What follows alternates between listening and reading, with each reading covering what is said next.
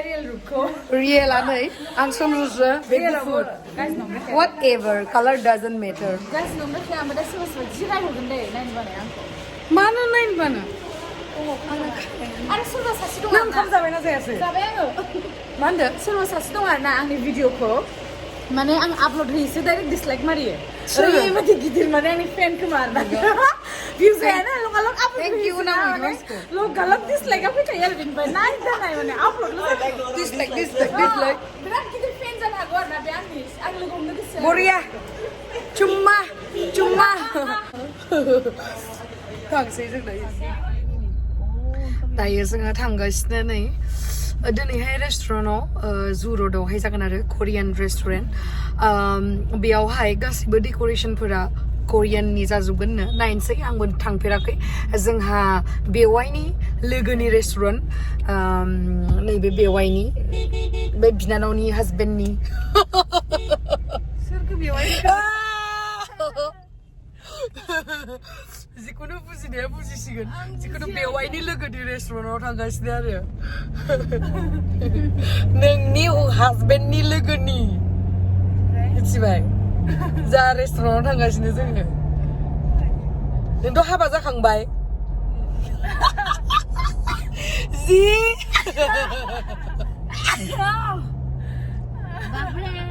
शैतानास कर दिया मेरे को लुट गया बर्बाद हो गया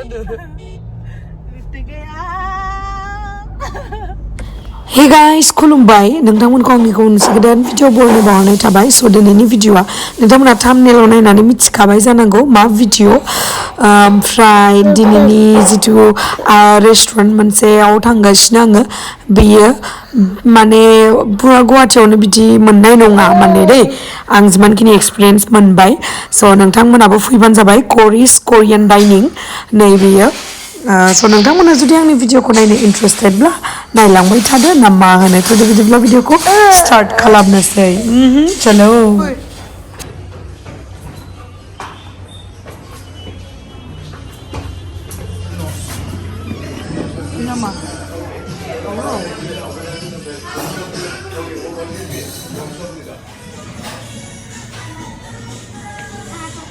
I'm a new boyfriend. Oh my god. I'm only 79. ओमफ्राय नै बिराद मोजां आरो बे जितु रेस्टुरेन्टनि इन्टेरियर डिजाइना बरिया ओमफ्राय नै लावदुमा मा जानो नागिरदोंथाय बेथ' जानायाव बिराद एक्सपार्ट खिन्थु मोदोमासो लदा जाया बिनिया आंनियाथ' आरो जाबानो फुंखायो डेन्जारसो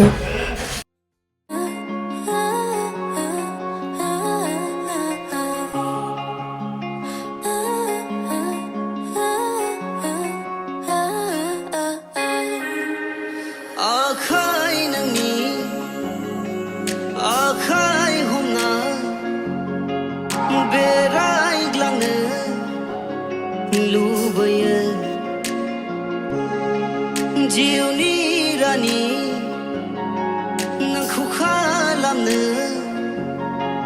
अराय लुबैयो गोरबोनि ओमफ्राय नायलाय तामाम डान्स खालामखादो जुरुलदो सिद्धार्थदो तामाम माने जुरुलाथ' अमामा आं बायसा जानानैबो पुरा मोसानो हाखायो आंहासो गैया ओमफ्राय पुरा रेस्टुरेन्टनि जितु डेक'रेसन ना बे डेक'रेसना पुरा कोरियान टाइप आरो कोरियान कालचारनि जेन'का कोरियान कालचारावहाय गाहायाव जनानै जायो थिग बेबायदिनो बेयावहाय बहुत बिदिनो डेक'रेट खालामनाय दङ बहुत बुस्थुफोर ओमफ्राय नै जोंना शिवाया बे रेस्टुरेन्टआवहाय एज ए मेनेजार माने दायो मावो आरो ओमफ्राय बेबो दङ जोंजों दायो सुटआवहाय स' बेनिफ्राय मिथिना लानोसै माखासे खोथाफोर फैदो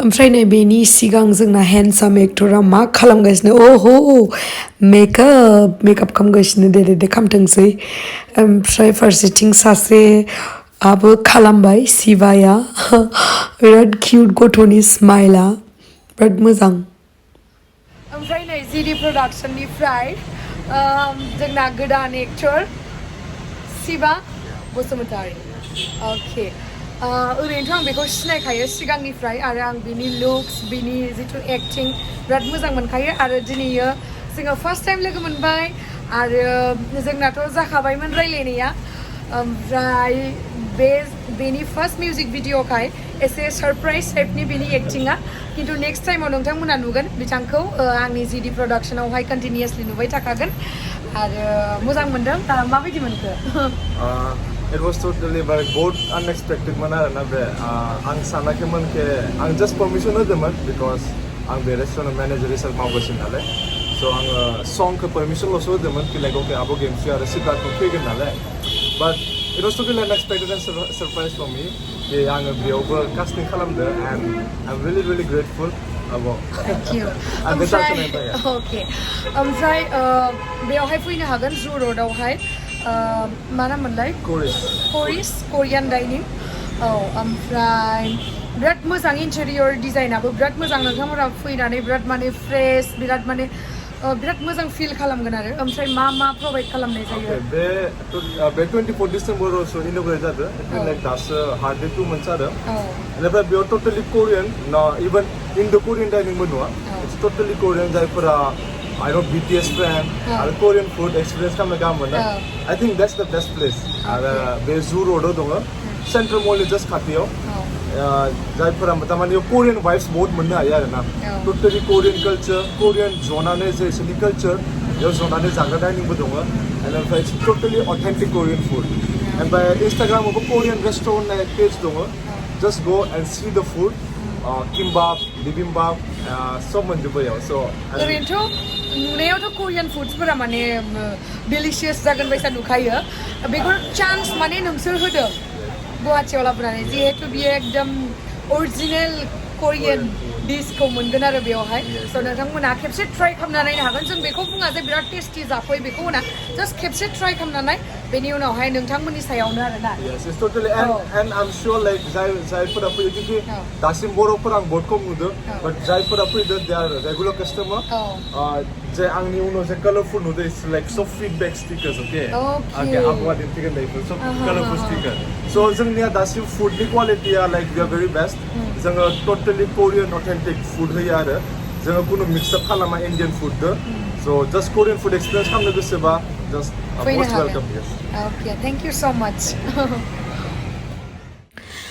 ओमफ्राय नै बेयावहा जाखिनि बे लिरनाय दंजोबोना गासैबो बियो कास्टमारफोरनि फिडबेक आरो इभेन ओरैबायदि कोरियान फेन्सफोर दङ खोमा माने बेखौ नायनानै मिथिदों आरो बिथांमोना जिथु फिडबेक लिरनांगौ बेखौ इंलिसाव बा हिन्दीयाव बा गावनि अन लेंगुवेजाव लिरालासिनो कोरियान जिथु कोरियाननि जिथु बे हेन्ड राइटिंफोरखौ नुनो मोन्दों ना नोंथांमोना कोरियाननि माबायावहाय लिरनानै गालांदों आरो आसरित माने ओरैबायदि फेन माने BTS फेनफोरमोन खोमा बेखायनो कोरियाननिबो लिरनो रोंलायदों बिराद मोजां फिडबेक होनाय दङ आरो स' नोंथांमोनखौ आं खावलायो जे थांनानै खेबसे ट्राइ खालामनानै 110% शियर माने नोंथांमोना मोजां मोनगोन आरो थांनानै ओमफ्राय नै बिथिंहाय जोंनि शुटबो सोलिगासिनो नायनो हागोन नोंथांमोना जा एसे हायो ओमफ्राय आङो जिथु जोंनि शुटिंनि BTS बेखौहाय आङो भिडिअ रिलिज जाबाथाय होगोन नोंथांमोना नायबानो जाबाय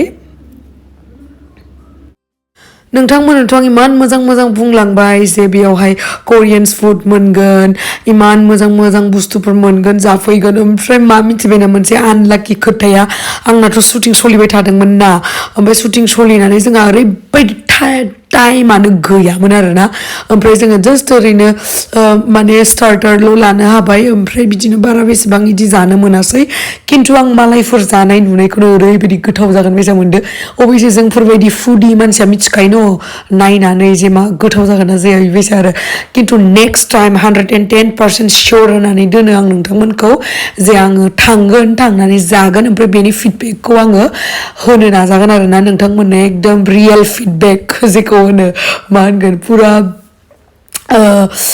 मा होनगोन जिखुनु आं मोजाङै खिथाना होगोन आरोना बेनि जिथु जानायफोरनि फिडबेकखौ मोजाङै स' दिनैनि भिडिअ एसेनोसैमोन स' थेंक इउ स' माच गाइस आंनि भिडिअखौ जोबजासिम नायनायनि थाखाय आसा खालामो नोंथांमोना जोंनि गोदान मिउजिक भिडिअखौ नेनानै दङ होननानै एक्साइटेड होननानै जुदि एक्साइटेडब्ला नोंथांमोना कमेन्ट सेक्सनाव बुंहरबानो जाबाय जे एक्साइटेड अके बाय बाय